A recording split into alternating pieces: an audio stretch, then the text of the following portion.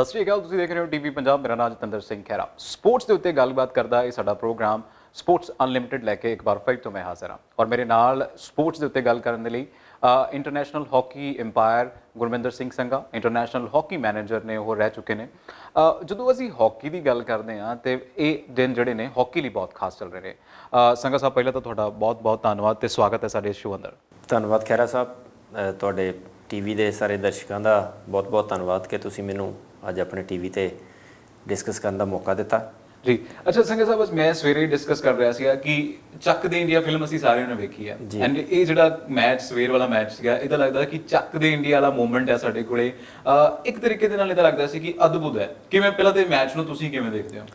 ਬਿਲਕੁਲ ਜੀ, ਕਿਉਂਕਿ ਜਿਹੜਾ ਅੱਜ ਦਾ ਮੈਚ ਸੀਗਾ, ਕਿਉਂਕਿ ਸਾਡੀ ਜਿਹੜੀ ਵਰਲਡ ਰੈਂਕਿੰਗ ਹੈ ਉਹ 10ਵੇਂ ਨੰਬਰ 'ਤੇ ਹੈ ਲੜਕੀਆਂ ਦੇ ਵਿੱਚ, ਜਿਹੜੀ ਇੰਟਰਨੈਸ਼ਨਲ ਹਾਕੀ ਫੈਡਰੇਸ਼ਨ ਵੱਲੋਂ ਲੇਟੈਸਟ ਰਿਲੀਜ਼ ਕੀਤੀ ਗਈ ਆ। ਅਤੇ ਆਸਟ੍ਰੇਲੀਆ ਦੀ ਟੀਮ 3 ਵਾਰ ਦੀ ਵਿਸ਼ਵ ਚੈਂਪੀਅਨ ਹੈ, ਓਲੰਪਿਕ ਚੈਂਪੀਅਨ ਆ, ਬੜੀ ਹਾਇਰ ਰੈਂਕ ਟੀਮ ਆ।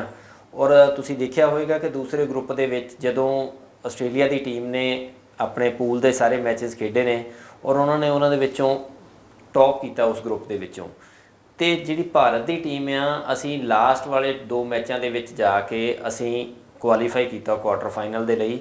ਔਰ ਸਾਰੇ ਹੀ ਦੇਸ਼ ਦੀਆਂ ਜਾਂ ਹਾਕੀ ਦੇ ਜਿੰਨੇ ਵੀ ਪ੍ਰਸ਼ੰਸਕ ਸੀਗੇ ਕਿ ਵਰਲਡ ਦੇ ਸਾਰੇ ਦੀਆਂ ਨਿਗਾਹਾਂ ਇਸ ਮੈਚ 'ਤੇ ਟਿਕੀਆਂ ਹੋਈਆਂ ਸੀ ਕਿ ਭਾਰਤ ਨੇ ਪਹਿਲੀ ਵਾਰ ਕੁਆਟਰ ਫਾਈਨਲ ਦੇ ਲਈ ਕੁਆਲੀਫਾਈ ਕੀਤਾ। ਲੇਕਿਨ ਦੂਸਰਾ ਫਿੰਗਰਸ ਕ੍ਰੋਸਡ ਵੀ ਸੀਗੀਆਂ, ਕਿਉਂਕਿ ਜਿਹੜਾ ਮੁਕਾਬਲਾ ਸੀ ਉਹ ਆਸਟ੍ਰੇਲੀਆ ਵਰਗੀ ਧੁਰੰਤਰ ਟੀਮ ਦੇ ਨਾਲ, ਜਿਹੜੀ ਕਿ ਕਿਸੇ ਨੂੰ ਸਾਹ ਨਹੀਂ ਲੈਣ ਦਿੰਦੀ ਜੀ ਵਾਕਈ। ਅਤੇ ਲੇਕਿਨ ਜੋ ਅੱਜ ਸਾਡੀਆਂ ਲੜਕੀਆਂ ਨੇ, ਭਾਰਤ ਦੀਆਂ ਲੜਕੀਆਂ ਨੇ ਭਾਰਤ ਦੀ ਟੀ-ਸ਼ਰਟ ਪਹਿਨ ਕੇ ਜੋ ਓਲੰਪਿਕ ਦੇ ਵਿੱਚ ਕਾਰਨਾਮਾ ਕਰ ਵਿਖਾਇਆ, ਕਿਉਂਕਿ ਉਹਨਾਂ ਨੇ ਇੱਕ ਇਤਿਹਾਸ ਰਚ ਦਿੱਤਾ। ਉਹਨਾਂ ਨੇ ਇਤਿਹਾਸ ਰਚ ਦਿੱਤਾ ਕਿ ਪਹਿਲੀ ਵਾਰੀ ਅੱਜ ਤੱਕ ਤੀਸਰੀ ਓਲੰਪਿਕਸ ਲੜਕੀਆਂ ਖੇਡ ਰਹੀਆਂ ਸੀਗੀਆਂ ਔਰ ਪਹਿਲੀ ਵਾਰੀ ਉਹਨਾਂ ਨੇ ਓਲੰਪਿਕ ਦੇ ਸੈਮੀਫਾਈਨਲ ਵਿੱਚ ਪ੍ਰਵੇਸ਼ ਕੀਤਾ ਔਰ ਉਹ ਵੀ ਆਸਟ੍ਰੇਲੀਆ ਵਰਗੀ ਧੁਰੰਤਰ ਟੀਮ ਨੂੰ 1-0 ਦੇ ਮੁਕਾਬਲੇ ਗੋਲ ਦੇ ਨਾਲ ਮਾਤ ਦੇ ਕੇ। ਵਾਕਈ ਜਦੋਂ ਅਸੀਂ ਆਸਟ੍ਰੇਲੀਆ ਦੀ ਗੱਲ ਕਰਦੇ ਹਾਂ ਤਾਂ ਮੈਨੂੰ ਲੱਗਦਾ ਕਿ ਉਹ 3 ਵਾਰ ਵਰਲਡ ਚੈਂਪੀਅਨ ਰਹਿ ਚੁੱਕੀ ਹੈ ਔਰ ਉਸ ਤੋਂ ਬਾਅਦ ਰੈਂਕਿੰਗ ਦੀ ਗੱਲ ਕਰੀਏ ਤਾਂ ਬਹੁਤ ਅੱਗੇ ਆ। ਅੱਛਾ ਸੰਘਾ ਸਾਹਿਬ, ਮੈਨੂੰ ਲੱਗਦਾ ਕਿ ਇਹਦੇ ਨਾਲ ਜਿਵੇਂ ਹੁਣ ਉਹ ਮੈਚ ਦਰ ਮੈਚ ਜਿਹੜੇ ਜਿੱਤਦੇ ਨੇ, ਇਹਦੇ ਨਾਲ ਰੈਂਕਿੰਗ ਦੇ ਵਿੱਚ ਵੀ ਫਰਕ ਪੈ ਰਿਹਾ ਕਿ ਨਹੀਂ? ਕਿਉਂਕਿ ਮੈਂ ਨਿਊਜ਼ ਪੜ੍ਹ ਰਿਹਾ ਸੀ ਸਵੇਰੇ, ਉਹ ਕਹਿ ਰਹੇ ਕਿ ਰੈਂਕਿੰਗ ਦਾ ਵੀ ਬਹੁਤ ਫਰਕ ਪੈ ਰਿਹਾ ਹਰ ਮੈਚ ਦੇ ਨਾਲ। ਬਿਲਕੁਲ ਜੀ, ਕਿਉਂਕਿ ਇਹ ਮੈਚਸ ਕਾਊਂਟ ਹੁੰਦੇ ਨੇ ਤੁਹਾਡੀ ਰੈਂਕਿੰਗ ਲਈ। ਇਹਨਾਂ ਦੇ ਨੰਬਰ ਜਿਹੜੇ ਇਹ ਤੇ ਜਿੱਤ ਦੇ ਵੀ, ਹਾਰ ਦੇ ਵੀ, ਡਰਾਅ ਦੇ ਵੀ, ਇਹ ਪੁਆਇੰਟਸ ਇੰਟਰਨੈਸ਼ਨਲ ਹਾਕੀ ਫੈਡਰੇਸ਼ਨ ਦਾ ਇੱਕ ਕ੍ਰਾਈਟੇਰੀਆ ਆ ਕਿ ਉਹਦੇ ਵਿੱਚ ਪੁਆਇੰਟਸ ਕਾਊਂਟ ਹੁੰਦੇ ਨੇ ਕਿ ਕਿਵੇਂ ਤੁਸੀਂ ਉਹ ਪਰਫੋਰਮ ਕੀਤਾ ਉਸ ਲੈਵਲ ਦੇ ਉੱਪਰ। ਓਲੰਪਿਕ ਲੈਵਲ ਦੇ ਵਿੱਚ, ਵਰਲਡ ਕੱਪ ਦੇ ਵਿੱਚ, ਚੈਂਪੀਅਨ ਚੈਲੰਜ ਹੈ, ਜਿਹੜੇ ਵੀ ਮੇਜਰ ਟੂਰਨਾਮੈਂਟਸ ਦੇ ਉਹ ਪੁਆਇੰਟਸ ਕਾਊਂਟ ਹੁੰਦੇ ਨੇ। ਔਰ ਇਹ ਤੁਸੀਂ ਦੇਖਿਆ ਹੋਵੇਗਾ ਕਿ ਜਿਵੇਂ ਸਾਡੀ ਬॉयਜ਼ ਦੀ ਟੀਮ ਨੇ ਜਿਸ ਦਿਨ ਓਲੰਪਿਕ ਸਟਾਰਟ ਕੀਤੀ ਸੀ ਤਾਂ ਸਾਡਾ ਉਸ ਦਿਨ ਵਰਲਡ ਰੈਂਕਿੰਗ 'ਚ ਸਥਾਨ 4ਥਾ ਸੀ ਜੀ। ਅਤੇ ਕੁਆਟਰ ਫਾਈਨਲ ਖੇਡਣ ਤੋਂ ਪਹਿਲਾਂ ਸਾਡਾ ਰੈਂਕਿੰਗ ਦੇ ਵਿੱਚ ਸਥਾਨ 3ਰਾ ਹੋ ਗਿਆ। ਔਰ ਇਸੇ ਤਰ੍ਹਾਂ ਹੀ ਤੁਸੀਂ ਦੇਖੋਗੇ ਜਿਸ ਦਿਨ ਓਲੰਪਿਕ ਖਤਮ ਹੋਵੇਗੀ, ਭਾਰਤ ਦੀਆਂ ਲੜਕੀਆਂ ਵੀ ਇੱਕ ਵੱਡੀ ਛਲਾਂਗ ਮਾਰ ਕੇ ਰੈਂਕਿੰਗ ਦੇ ਵਿੱਚ ਬਹੁਤ ਵੱਡਾ ਸੁਧਾਰ ਕਰਨਗੀਆਂ। ਵਾਕਈ। ਚਲੋ ਹੁਣ ਆਪਾਂ ਮੈਚ ਦੇ ਉੱਤੇ ਆ ਜਾਂਦੇ ਹਾਂ ਕਿਉਂਕਿ ਬਹੁਤ ਥ੍ਰਿਲ ਮੈਚ ਹੈ। ਅੱਛਾ, ਇੱਕ ਬਹੁਤ ਗੱਡੀ ਗੱਲ ਕਹਿੰਦੀ ਜਾਂਦੀ ਸੀ, ਕਹਿੰਦੇ ਕਿ 33 ਜਿਹੜੇ ਇਹਨਾਂ ਨੂੰ 33 ਵਾਰ ਟਾਈਮ ਮਿਲਿਆ ਪੈਨਲਟੀ ਕਾਰਨਰ ਦਾ ਕਰਕੇ, ਜਿਹੜਾ ਕਿ ਇਹਨਾਂ ਦਾ ਬਹੁਤ ਖਰਾਬ ਸੀ, ਸਪੈਸ਼ਲੀ ਵਿਮਨ ਹਾਕੀ ਟੀਮ ਦੀ ਗੱਲ ਕਰੀਏ। ਪਰ 32ਵੇਂ ਵਾਲਾ ਜਿਹੜਾ ਕੱਲ 33 ਪਹਿਲੇ ਤੋਂ ਪਹਿਲਾਂ 32 ਮਿਲੇ ਸੀਗਾ, ਅੱਜ ਵਾਲਾ 33 ਸੀਗਾ। ਪਰ ਕਹਿੰਦੇ ਕਿ ਅੱਜ ਵਾਲੇ ਨੂੰ ਅਸੀਂ ਇੱਦਾਂ ਦੇਖਦੇ ਹਾਂ ਕਿ ਇੱਕ ਤਰੀਕੇ ਦੇ ਨਾਲ ਅਦਭੁਤ ਖੇਲ ਹੋ ਗਈ ਹੈ। ਕਿਵੇਂ ਦੇਖਦੇ ਹੋ?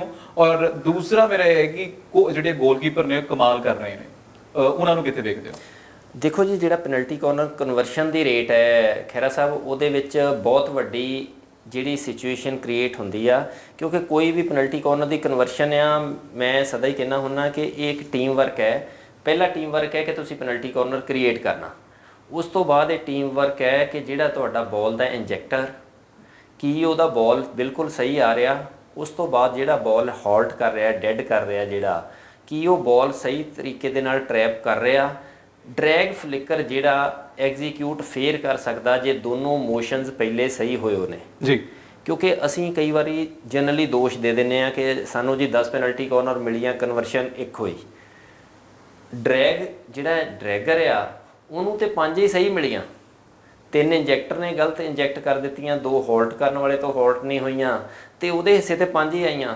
ਲੇਕਿਨ ਕਾਊਂਟਿੰਗ ਦੇ ਵਿੱਚ ਅਸੀਂ ਉਹਨਾਂ ਨੂੰ 10 ਗਿਣਦੇ ਹਾਂ। ਇਸੇ ਤਰ੍ਹਾਂ ਹੀ ਜਿਹੜੀਆਂ ਅਸੀਂ ਤੁਹਾਡਾ ਬਿਲਕੁਲ ਤੁਹਾਡਾ ਅੰਕੜਾ ਸਹੀ ਹੈ ਕਿ 32 ਆ, ਉਹਦੇ ਵਿੱਚੋਂ ਕਨਵਰਸ਼ਨ ਬੜੀ ਘੱਟ ਹੈ ਕਿਉਂਕਿ ਕੁਛ ਇਨਡਾਇਰੈਕਟ ਕਨਵਰਸ਼ਨ ਕੀਤੀਆਂ ਨੇ ਇਹਨਾਂ ਨੇ ਸਾਊਥ ਅਫਰੀਕਾ ਦੇ ਅਗੇਂਸਟ ਜਾਂ ਹੋਰ, ਲੇਕਿਨ ਉਹਦੇ ਵਿੱਚ ਵੀ ਰੀਜ਼ਨ ਇਹ ਆ ਕਿ ਸਾਡੇ ਬਾਲ ਦੀ ਇੰਜੈਕਸ਼ਨ ਬਹੁਤ ਸਲੋ ਆ ਰਹੀ ਸੀ। ਸਾਡਾ ਜਦੋਂ ਹੋਲਡ ਕਰਦੇ ਸੀ ਉਸ ਤੋਂ ਬਾਅਦ ਜਿਹੜੀ ਡਰੈਗਰ ਆ ਜਦੋਂ ਡਰੈਗ ਕਰਦੀ ਸੀ ਤੇ ਫਰਸਟ ਰੈਸ਼ਰ ਬਹੁਤ ਕਲੋਜ਼ ਆ ਜਾਂਦਾ ਸੀ। ਲੇਕਿਨ ਅੱਜ ਉਹਨਾਂ ਨੇ ਉਸ ਚੀਜ਼ ਤੇ ਜਿਹੜੀ ਐਗਜ਼ੀਕਿਊਸ਼ਨ ਹੋਈ ਆ ਉਹਦੇ ਉੱਪਰ ਵਰਕ ਹੋਇਆ ਸੀ। ਤੁਸੀਂ ਨੋਟ ਕੀਤਾ ਹੋਵੇਗਾ ਕਿ ਜਦੋਂ ਗੁਰਜੀਤ ਨੇ ਡਰੈਗ ਕੀਤੀ ਬਾਲ, ਫਰਸਟ ਰੈਸ਼ਰ ਉਹਦੇ ਤੋਂ 3 ਤੋਂ 4 ਗਜ ਦੀ ਦੂਰੀ ਤੇ ਸੀ। ਜੀ ਜੀ, ਉਹਨੂੰ ਟਾਈਮ ਮਿਲ ਗਿਆ ਉਹ ਐਗਜ਼ੀਕਿਊਟ ਕਰਨ ਲਈ, ਔਰ ਅਲਟੀਮੇਟ ਕੀ ਹੋਇਆ ਕਿ ਆਸਟ੍ਰੇਲੀਅਨ ਜਿਹੜੀ ਰਸ਼ ਕਰ ਰਹੀ ਸੀ ਔਰ ਜਿਹੜੀ ਲੜਕੀ ਗੋਲ ਪੋਸਟ ਦੇ ਵਿੱਚ ਸੀ ਉਹਦੀ ਡਿਫਲੈਕਸ਼ਨ ਹੋ ਕੇ ਬਾਲ ਨੈਟ ਦੇ ਵਿੱਚ ਚਲਾ ਗਿਆ। ਔਰ ਇਹ ਬਹੁਤ ਵੱਡਾ ਇੱਕ ਮਾਰਕਾ ਆ ਕਿ ਜਿਹੜੇ ਓਲੰਪਿਕਸ ਦੇ ਵਿੱਚ ਔਰ ਇਹੋ ਜਿਹੇ ਕਰੂਸ਼ੀਅਲ ਮੂਵਮੈਂਟ ਦੇ ਵਿੱਚ, ਇਹੋ ਜਿਹੇ ਸਮੇਂ ਦੇ ਵਿੱਚ ਗੁਰਜੀਤ ਕੌਰ ਨੇ ਆਪਣੀ ਫਾਰਮ ਵਾਪਸ ਲਿਆਂਦੀ ਆ, ਕਿਉਂਕਿ ਉਹ ਭਾਰਤ ਦੀ ਇੱਕੋ ਇੱਕ ਡਰੈਗ ਫਲਿੱਕਰ ਆ ਜੀ, ਆਪਣੀ ਫਾਰਮ 'ਚ ਵਾਪਸ ਆ ਕੇ ਔਰ ਭਾਰਤ ਦੇ ਲਈ ਕਰੂਸ਼ੀਅਲ ਮੈਚ ਦੇ ਵਿੱਚ ਫੈਸਲਾਕੁਨ ਗੋਲ ਕੀਤਾ। ਇਹ ਬਹੁਤ ਵੱਡੀ ਅਚੀਵਮੈਂਟ ਹੈ ਟੀਮ ਮੈਨੇਜਮੈਂਟ ਦੀ ਔਰ ਗੁਰਜੀਤ ਦੀ। ਔਰ ਦੂਸਰਾ ਜਿਹੜਾ ਤੁਸੀਂ ਜ਼ਿਕਰ ਕੀਤਾ ਕਿ goalkeeper Savita Punia, no doubt India ਦੀ ਨੰਬਰ 1 ਗੋਲਕੀਪਰ ਹੈ ਔਰ ਉਹਦਾ ਅੱਛੇ ਗੋਲਕੀਪਰਾਂ ਦੇ ਵਿੱਚ ਨਾਮ ਸ਼ੁਮਾਰ ਹੁੰਦਾ। ਔਰ ਗੋਲਕੀਪਰ ਸਦਾ ਹੀ ਖਹਿਰਾ ਸਾਹਿਬ ਜਿੰਨਾ ਪੁਰਾਣਾ ਹੁੰਦਾ ਜਾਂਦਾ, ਜੇ ਉਹ ਆਪਣੀ ਫਿਟਨੈਸ ਮੇਨਟੇਨ ਕਰਦਾ ਤੇ ਗੋਲਕੀਪਰ ਉਨਾ ਹੀ ਪਰਪੱਕ ਹੁੰਦਾ ਜਾਂਦਾ ਆਪਣੇ ਏਰੀਆ ਦੇ ਵਿੱਚ ਜੀ। ਔਰ ਜਿਸ ਦਾ ਕਿ ਅੱਜ ਮੁਜ਼ਾਹਰਾ ਸਾਨੂੰ ਸਵਿਤਾ ਪੂਨੀਆ ਨੇ ਆਸਟ੍ਰੇਲੀਆ ਨੂੰ ਡਿਫੈਂਡ ਕਰਕੇ ਦੇ ਦਿੱਤਾ ਕਿ ਤੁਸੀਂ ਭਾਵੇਂ 3 ਪੈਨਲਟੀ ਕਾਰਨਰ ਲਾ ਲਓ, ਭਾਵੇਂ 7 ਲਾ ਲਓ ਤੇ ਭਾਵੇਂ 10 ਲਾ ਲਓ, ਮੈਂ ਅੱਜ ਦੀਵਾਰ ਬਣ ਕੇ ਵਾਕਈ ਅੱਜ ਜਿਹੜਾ ਮੈਚ ਤੁਸੀਂ ਕਿਸੇ ਨੇ ਦੇਖਿਆ ਹੋਇਆ, ਸਾਨੂੰ ਬੜੇ ਦੇਖ ਰਹੇ ਨੇ ਇਸ ਟਾਈਮ, ਸਵਿਤਾ ਪੂਨੀਆ ਮੈਨੂੰ ਲੱਗਦਾ ਕਿ ਸੰਗਾ ਸਾਹਿਬ ਸਟਾਰ ਬਣ ਕੇ ਨਿਕਲੀ ਹੈ। ਔਰ ਦੂਸਰੇ ਬੰਨੇ ਇਹ ਵੀ ਗੱਲ ਹੈ ਕਿ ਅਟੈਕਿੰਗ ਬਹੁਤ ਸੀ ਹਾਕੀ। ਜੇ ਆਸਟ੍ਰੇਲੀਆ ਦੀ ਗੱਲ ਕਰੀਏ ਨਾ, ਆਸਟ੍ਰੇਲੀਆ ਸ਼ੁਰੂ ਤੋਂ ਹੀ ਬੜਾ ਅਟੈਕਿੰਗ ਹਾਕੀ ਖੇਡਦਾ ਹੈ। ਔਰ ਜਦੋਂ ਅਸੀਂ ਕਹੀਏ ਪੈਨਲਟੀ ਕਾਰਨਰ ਦੇ ਤੇ ਜਿਹੜੇ 4 ਪੈਨਲਟੀ ਕਾਰਨਰ ਉਹਨਾਂ ਨੇ ਕੀਤੇ ਤੇ ਇਹ ਲੱਗਦਾ ਸੀ ਕਿ ਬਸ ਆਹ ਮੂਵਮੈਂਟ ਹੈ, ਆਹ ਮੂਵਮੈਂਟ ਹੈ। ਬਿਲਕੁਲ ਜੀ, ਦੇਖੋ ਕਿਉਂਕਿ ਆਸਟ੍ਰੇਲੀਆ ਇਹੋ ਜੀ ਸਾਈਡ ਆ ਕਿ ਜਿਹੜੀ ਵਰਲਡ ਦੇ ਵਿੱਚ ਮਸ਼ਹੂਰ ਆ ਕਿ ਅਟੈਕਿੰਗ ਹਾਕੀ ਖੇਡਣ ਦੇ ਲਈ ਔਰ ਫਾਸਟ ਹਾਕੀ ਖੇਡਣ ਦੇ ਲਈ। ਜੇ ਉਸ ਟੀਮ ਤੋਂ ਅਸੀਂ ਐਕਸਪੈਕਟ ਕਰੀਏ ਕਿ ਉਹ ਸਲੋ ਹਾਕੀ ਖੇਡਣਗੇ ਤੇ ਉਹ ਸਾਡੀ ਗਲਤੀ ਹੋਏਗੀ, ਕਿਉਂਕਿ ਉਹ ਸਟਾਰਟ ਵੀ ਫਾਸਟ ਕਰਦੇ ਨੇ, ਉਹ ਫਿਨਿਸ਼ ਵੀ ਫਾਸਟ ਕਰਦੇ ਨੇ, ਗੋਲ ਦਾ ਮਾਰਜਨ ਜੋ ਮਰਜ਼ੀ ਹੋਵੇ। ਇਸ ਲਈ ਆਸਟ੍ਰੇਲੀਆ ਤੋਂ ਸਾਡੇ ਲਈ ਐਕਸਪੈਕਟੇਸ਼ਨ ਕਰਨੀ ਕਿ ਉਹ ਸਲੋ ਖੇਡਣਗੇ ਤੇ ਉਹ ਅਸੀਂ ਉੱਥੇ ਚੁੱਕ ਜਾਂਦੇ। ਲੇਕਿਨ ਅੱਜ ਜਿਹੜੇ ਕੋਚ ਦੀ ਰਣਨੀਤੀ ਸੀ ਭਾਰਤੀ ਕੋਚ ਦੀ, ਔਰ ਜਿਹੜਾ ਮੈਂ ਕਹਾਂਗਾ ਕਿ ਇੱਕ ਨਹੀਂ ਸਵਿਤਾ ਪੂਨੀਆ ਨਹੀਂ, ਅੱਜ 16 ਦੀਆਂ 16 ਹੀ ਸਵਿਤਾ ਪੂਨੀਆ ਬਣ ਕੇ, 16 ਦੀਆਂ 16 ਹੀ ਰਾਣੀ ਰਾਮਪਾਲ ਬਣ ਕੇ ਤੇ 16 ਦੀਆਂ 16 ਗੁਰਜੀਤ ਬਣ ਕੇ ਖੇਡੀਆਂ। ਵਾਕਈ ਕਮਾਲ ਦੀ ਗੱਲ ਹੈ। ਵੈਸੇ ਜੇ 16 ਪਲੇਅਰਸ ਦੀ ਗੱਲ ਕੀਤੀ ਜਾਵੇ ਤਾਂ ਮੈਨੂੰ ਲੱਗਦਾ ਹੈ ਕਿ ਟਿਊਨਿੰਗ ਬਹੁਤ ਜ਼ਿਆਦਾ ਜ਼ਰੂਰੀ ਹੈ। ਅੱਛਾ ਸੰਗਾ ਸਾਹਿਬ, ਦੂਸਰੇ ਬੰਨੇ ਨੇਹਾ ਦੀ ਤੇ ਰਾਣੀ ਰਾਮਪਾਲ ਦੀ ਕਰੀਏ। ਰਾਣੀ ਰਾਮਪਾਲ ਫਾਰਵਰਡ ਪਲੇਅਰ ਆ, ਕੈਪਟਨ ਹੈ ਸਾਡੀ ਇੰਡੀਅਨ ਹਾਕੀ ਟੀਮ ਦੀ, ਤੇ ਟਿਊਨਿੰਗ ਇਹਨਾਂ ਦੀ ਦੋਹਾਂ ਦੀ ਮੈਨੂੰ ਅੱਜ ਬਹੁਤ ਵਧੀਆ ਲੱਗੀ ਆ। ਹਾਲਾਂਕਿ ਉਹ ਚਲੋ ਕਹਿ ਲਿਆ ਕਿ ਕਨਵਰਟ ਨਹੀਂ ਕਰ ਪਾਏ ਗੋਲ ਦੇ ਵਿੱਚ, ਪਰ ਅਦਰਵਾਈਜ਼ ਮੈਨੇਜਮੈਂਟ ਬਹੁਤ ਹੈ। ਕਿਵੇਂ ਦੇਖਦੇ ਹੋ ਇਸ ਨੂੰ? ਬਿਲਕੁਲ ਜੀ, ਕਿਉਂਕਿ ਰਾਣੀ ਰਾਮਪਾਲ ਬੜੀ ਇੱਕ ਸੀਜ਼ਨਡ ਪਲੇਅਰ ਆ। ਰਾਣੀ ਰਾਮਪਾਲ 14 ਸਾਲ ਦੀ ਸੀ ਜਦੋਂ ਉਸਨੇ ਸੀਨੀਅਰ ਇੰਡੀਆ ਦੇ ਵਿੱਚ ਭਾਰਤੀ ਹਾਕੀ ਦੇ ਵਿੱਚ ਸ਼ੁਮਾਰ ਕਰ ਲਿਆ ਸੀ, ਔਰ ਉਸ ਦਾ ਹਾਕੀ ਦੇ ਫੀਲਡ ਦੇ ਵਿੱਚ ਇੱਕ ਲੰਬਾ ਐਕਸਪੀਰੀਅੰਸ ਹੋ ਗਿਆ। ਔਰ ਨੇਹਾ ਗੋਇਲ ਇੱਕ ਨੋ ਡਾਊਟ ਉਹ ਓਲੰਪਿਕਸ ਦੇ ਵਿੱਚ ਆਪਣੇ ਡੈਬਿਊ ਕਰ ਰਹੀ ਆ, ਲੇਕਿਨ ਬੜੀ ਮੈਚਿਓਰਡ ਪਲੇਅਰ ਹੈ, ਰੇਲਵੇਜ਼ ਦੀ ਪਲੇਅਰ ਹੈ ਉਹ, ਔਰ ਬੜੀ ਮੈਚਿਓਰਡ ਪਲੇਅਰ ਹੈ ਔਰ ਬੜੇ ਕੰਟਰੋਲਡ ਮੂਵ ਦੇ ਨਾਲ, ਕਿਉਂਕਿ ਛੋਟਾ ਕੱਦ ਹੋਣ ਦੇ ਨਾਤੇ ਉਹਦਾ ਬਾਲ ਕੰਟਰੋਲ ਬਹੁਤ ਅੱਛਾ ਹੈ। ਬਾਲ ਕੰਟਰੋਲ ਜ਼ਿਆਦਾ ਅੱਛਾ ਹੋਣ ਦੇ ਕਾਰਨ ਤੁਸੀਂ ਫੀਲ ਕੀਤਾ ਹੋਵੇਗਾ ਕਿ ਈਵਨ ਲਾਸਟ ਮੂਵਮੈਂਟਸ ਦੇ ਵਿੱਚ ਵੀ ਜਦੋਂ ਟਾਈਮ ਕਿਲ ਕਰਨ ਦੀ ਜ਼ਰੂਰਤ ਸੀ ਤੇ ਨੇਹਾ ਗੋਇਲ ਨੇ ਉਸ ਟਾਈਮ ਨੂੰ ਵਧੀਆ ਤਰੀਕੇ ਦੇ ਨਾਲ ਉਹ ਗੇਮ ਹੋਲਡ ਕਰਕੇ ਫਾਉਲ ਕ੍ਰੀਏਟ ਕਰਕੇ ਉਹਨੇ ਆਪਣੀ ਟੀਮ ਦੇ ਲਈ ਇੱਕ ਚੰਗਾ ਰੋਲ ਅਦਾ ਕੀਤਾ। ਅੱਛਾ, ਤੁਸੀਂ ਮੈਨੂੰ ਲੱਗਦਾ ਹੁੰਦਾ ਕਿ ਹਾਈਟ ਜਿਹੜੀ ਹੈ ਨਾ, ਕਈ ਵਾਰ ਅਸੀਂ ਕਹਿੰਦੇ ਯਾਰ ਐਡਵਾਂਟੇਜ ਹੁੰਦੀ ਹੈ, ਤੇ ਨੇਹਾ ਗੋਇਲ ਦੀ ਮੈਨੂੰ ਲੱਗਦਾ ਹਾਈਟ ਬਹੁਤ ਐਡਵਾਂਟੇਜ ਹੈ, ਕਿਉਂਕਿ ਉਹ ਬਹੁਤ ਤਰੀਕੇ ਦੇ ਨਾਲ ਵਧੀਆ ਤਰੀਕੇ ਨਾਲ ਹੋਲਡ ਕਰਕੇ ਰੱਖਦੇ ਆ। ਇਹ ਦੇਖੋ ਜੀ, ਹਰ ਚੀਜ਼ ਹੈ, ਹਰ ਸਾਈਡ ਦੇ ਪਲੱਸ ਪੁਆਇੰਟ ਵੀ ਆ, ਹਰ ਸਾਈਡ ਦਾ ਕੋਈ ਚੀਜ਼ ਦਾ ਕੋਈ ਮਾਈਨਸ ਵੀ ਹੁੰਦਾ ਆ।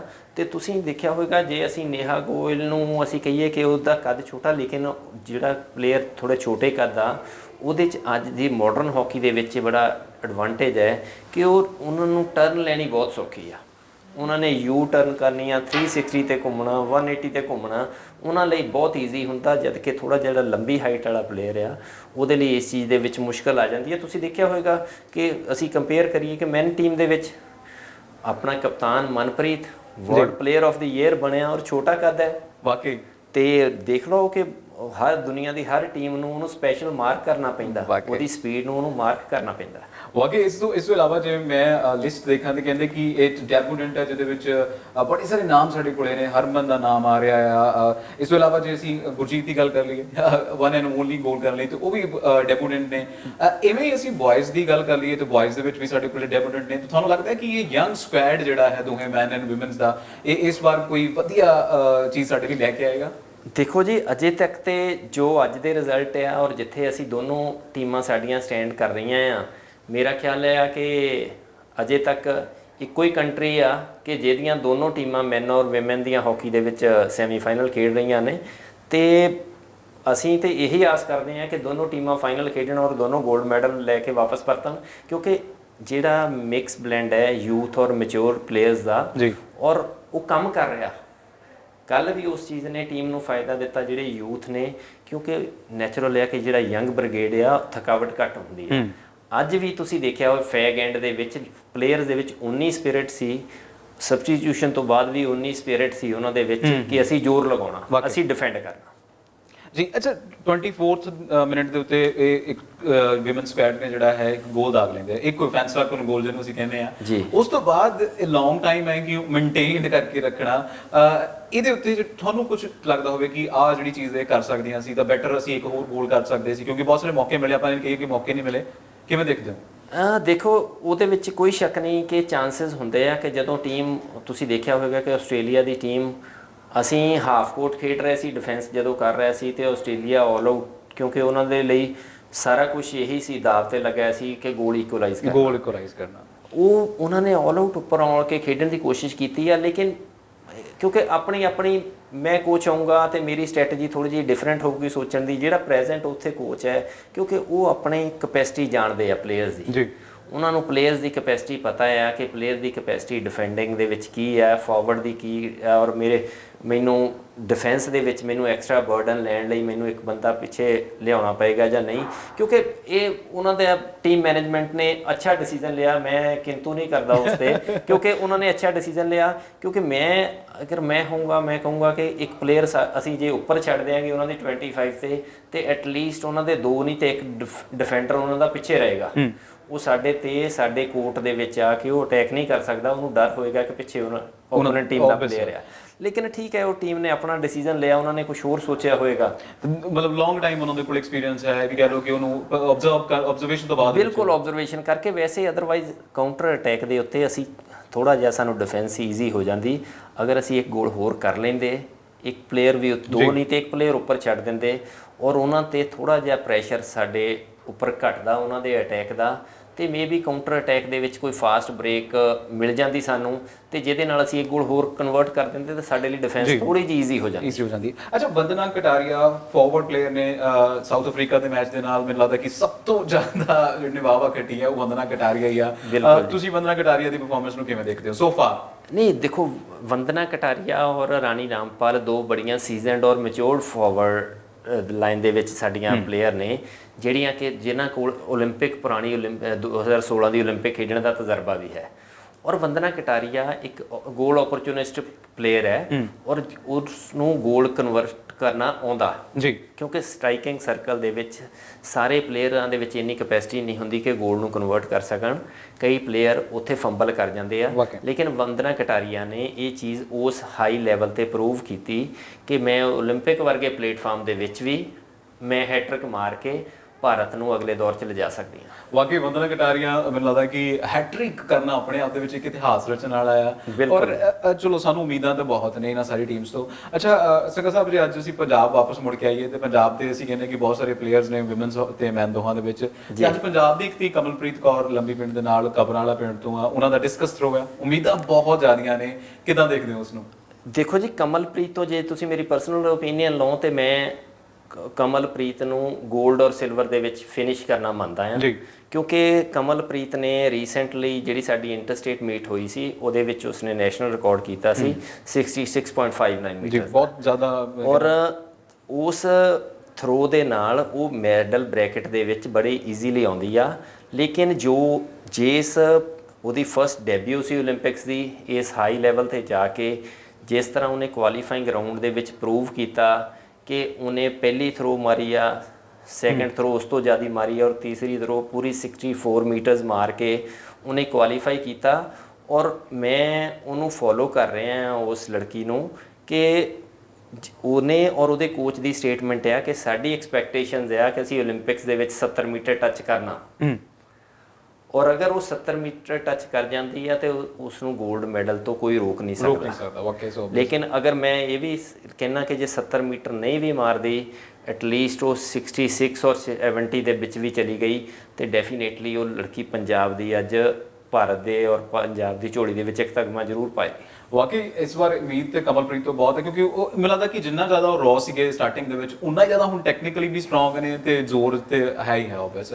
ਬਿਲਕੁਲ ਬਿਲਕੁਲ ਜੀ, ਕਿਉਂਕਿ ਜਿਹੜੀ ਉਹਦੀ ਥੋੜੀ ਪ੍ਰੋਬਲਮ ਆ ਰਹੀ ਸੀ ਕਿ ਉਹਦੀ ਰਿਲੀਜ਼ ਦਾ ਐਂਗਲ ਥੋੜਾ ਜਿਹਾ ਉਹਦਾ ਗਲਤ ਸੀ, ਜੋ ਕਿ ਪਿਛਲੇ 6 ਮਹੀਨਿਆਂ 'ਚ ਉਹਨਾਂ ਨੇ ਉਹਦੇ ਕੋਚ ਨੇ ਵਰਕ ਕਰਕੇ ਉਸ ਨੂੰ ਕਾਫੀ ਉਹਦੇ ਵਿੱਚ ਇੰਪਰੂਵਮੈਂਟ ਲਿਆਂਦੀ ਹੈ, ਜਿਹਦੇ ਨਾਲ ਉਹਦੀ ਤੁਸੀਂ ਗ੍ਰੈਜੂਅਲੀ ਥਰੋ ਸਾਰੀਆਂ ਇਨਕਰੀਜ਼ ਹੋ ਰਹੀਆਂ ਨੇ। ਵਾਕਈ ਹਰ ਕੰਪੀਟੀਸ਼ਨ ਦੇ ਵਿੱਚ ਉਹ ਇੰਪਰੂਵ ਕਰ ਰਹੀ ਹੈ। ਟੌਪ 3 ਦੇ ਵਿੱਚ ਸੀ ਮੇਰੇ ਖਿਆਲ ਨਾਲ, ਕੁਆਟਰ ਫਾਈਨਲ ਦੇ ਵਿੱਚ ਉਹ। ਬਿਲਕੁਲ ਜੀ ਬਿਲਕੁਲ, ਉਹਨੇ ਜਿਹੜਾ ਕੁਆਲੀਫਾਈਂਗ ਆ A ਔਰ B ਗਰੁੱਪ ਦੇ ਵਿੱਚੋਂ ਸਿਰਫ ਉਸਨੇ ਸੈਕੰਡ ਰਹਿ ਕੇ ਕੁਆਲੀਫਾਈ ਕੀਤਾ ਜੀ।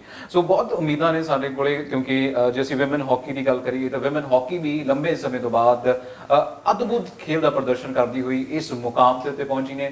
ਅੱਛਾ, ਨੈਕਸਟ ਜਿਹੜਾ ਮੈਚ ਹੈ ਕਿਹਦੇ ਨਾਲ ਹੋ ਸਕਦਾ ਹੈ ਤੇ ਕੀ ਤੁਹਾਨੂੰ ਲੱਗਦਾ ਕਿ ਇਸ ਅਗਲਾ ਮੈਚ ਤੇ, ਕਿਉਂਕਿ ਬਹੁਤ ਜ਼ਰੂਰੀ ਹੈ ਹੁਣ ਨੈਕਸਟ ਸੈਮੀਫਾਈਨਲ, ਕਿਉਂਕਿ ਫਰਸਟ ਅੱਜ ਸਵੇਰੇ ਅਰਜਨਟਾਈਨਾ ਨੇ ਜਰਮਨੀ ਦੀ ਟੀਮ ਨੂੰ ਹਰਾਇਆ ਤੇ ਮੇਰਾ ਖਿਆਲ ਹੈ ਕਿ ਸਾਡਾ ਜਿਹੜਾ ਸੈਮੀਫਾਈਨਲ ਹੈ ਉਹ ਅਰਜਨਟੀਨਾ ਦੀ ਟੀਮ ਦੇ ਨਾਲ ਹੀ ਹੋਏਗਾ ਔਰ ਇੱਕ ਅੱਛਾ ਟਫ ਮੈਚ ਹੋਏਗਾ ਅਰਜਨਟੀਨਾ ਦੀ ਟੀਮ ਦੇ ਨਾਲ, ਕਿਉਂਕਿ ਇਹ ਸਟੇਜ ਤੇ ਅਸੀਂ ਜੇ ਸੋਚੀਏ ਕਿ ਖੈਰਾ ਸਾਹਿਬ ਓਲੰਪਿਕਸ ਦੇ ਵਿੱਚ ਜਾ ਕੇ ਔਰ ਉਹ ਵੀ ਸੈਮੀਫਾਈਨਲ ਸਟੇਜ ਤੇ ਜਾ ਕੇ ਕਿ ਮੈਚ ਈਜ਼ੀ ਹੋਏਗਾ ਤੇ ਉਹ ਤਾਂ ਫਿਰ ਵਾਪਸ ਮੁੜਨ ਵਾਲੀ ਗੱਲ ਹੈ ਉੱਥੋਂ, ਕਿਉਂਕਿ ਇਸ ਲੈਵਲ ਤੇ ਇਸ ਸਟੇਜ ਦੇ ਵਿੱਚ ਜਾ ਕੇ ਸਾਨੂੰ ਟਾਈਟ ਮੈਚ ਮਿਲਣਗੇ ਔਰ ਜਿਹਨੇ ਚਾਂਸ ਜਿਵੇਂ ਅੱਜ ਦੇ ਮੈਚ ਦੇ ਵਿੱਚ ਲੜਕੀਆਂ ਨੇ ਤੇ ਕੱਲ ਲੜਕਿਆਂ ਨੇ ਜਿਵੇਂ ਚਾਂਸਿਸ ਮਿਲੇ ਉਹਨਾਂ ਨੂੰ ਕਨਵਰਟ ਕੀਤਾ ਔਰ ਡਿਫੈਂਡ ਕੀਤਾ, ਇਹੀ ਜਿੱਤ ਦਾ ਰਾਜ ਬਣਨਗੇ। ਵਾਕਈ ਕਿ ਜੇ ਅਸੀਂ ਹੁਣ ਕਹੀਏ ਕਿ ਹੁਣ ਸੈਮੀਫਾਈਨਲ ਦੇ ਵਿੱਚ ਜਾ ਕੇ ਵੀ ਸਾਨੂੰ ਨੈਕ ਟੂ ਨੈਕ ਮੈਚ ਦੇਖਣ ਨੂੰ ਨਾ ਮਿਲੇ ਤੇ ਫਿਰ ਮੇਰੇ ਖਿਆਲ ਨਾਲ ਵਾਕਈ ਤੁਹਾਡੀ ਗੱਲ ਸਹੀ ਹੈ ਕਿ ਫਿਰ ਤਾਂ ਅਸੀਂ ਕਹਿੰਦੇ ਕਿ ਘਰ ਮੁੜਨ ਵਾਲੀਆਂ ਗੱਲਾਂ ਨੇ। ਸੋ ਆਲ ਦਾ ਬੈਸਟ ਇਹਨਾਂ ਦੋਹਾਂ ਟੀਮਾਂ ਨੂੰ ਕਿ ਬਹੁਤ ਕੁਝ ਕਰ ਰਹੇ ਨੇ। ਔਰ ਕਮਲਪ੍ਰੀਤ ਦਾ ਹਲੇ ਜਿਹੜਾ ਇਵੈਂਟ ਹੈ ਉਹ ਈਵਨਿੰਗ ਨੂੰ ਹੋਏਗਾ। ਉਮੀਦਾਂ ਬਹੁਤ ਨੇ ਔਰ ਜਿਵੇਂ ਹੀ ਇਹ ਉਮੀਦ ਪੂਰੀ ਉਤਰਦੀ ਹੈ ਮੈਂ ਤੁਹਾਡੇ ਨਾਲ ਫਿਰ ਗੱਲਬਾਤ ਕਰਾਂਗਾ। ਸੰਘਾ ਸਾਹਿਬ, ਤੁਸੀਂ ਸਟੂਡੀਓ ਦੇ ਵਿੱਚ ਆਏ, ਤੁਹਾਡਾ ਬਹੁਤ ਬਹੁਤ ਧੰਨਵਾਦ। ਧੰਨਵਾਦ ਖਹਿਰਾ ਸਾਹਿਬ, ਧੰਨਵਾਦ ਸਾਰੇ ਹੀ ਟੀਵੀ ਦੇ ਦਰਸ਼ਕਾਂ ਦਾ, ਧੰਨਵਾਦ। ਬਹੁਤ ਜ਼ਰੂਰੀ ਹੈ ਕਿ ਅਸੀਂ ਇਹਦੇ ਉੱਤੇ ਨਿਗਾਹ ਬਣਾ ਕੇ ਰੱਖੀਏ, ਕਿਉਂਕਿ ਬਹੁਤ ਐਕਸਾਈਟਮੈਂਟ ਹੈ ਤੇ ਫਿਰ ਇਸ ਐਕਸਾਈਟਮੈਂਟ ਨੂੰ ਬਰਕਰਾਰ ਰੱਖਣ ਦੇ ਲਈ ਮੈਂ ਲਗਾਤਾਰ ਤੁਹਾਡੇ ਲਈ ਸਪੋਰਟਸ ਬੁਲੇਟਿਨ ਔਰ ਸਪੋਰਟਸ ਅਨਲਿਮਿਟਿਡ ਲੈ ਕੇ ਆਉਂਦਾ ਰਹਾਂਗਾ। ਤੁਸੀਂ ਦੇਖਦੇ ਰਹੋ ਟੀਵੀ ਪੰਜਾਬ। ਬਹੁਤ ਬਹੁਤ ਧੰਨਵਾਦ।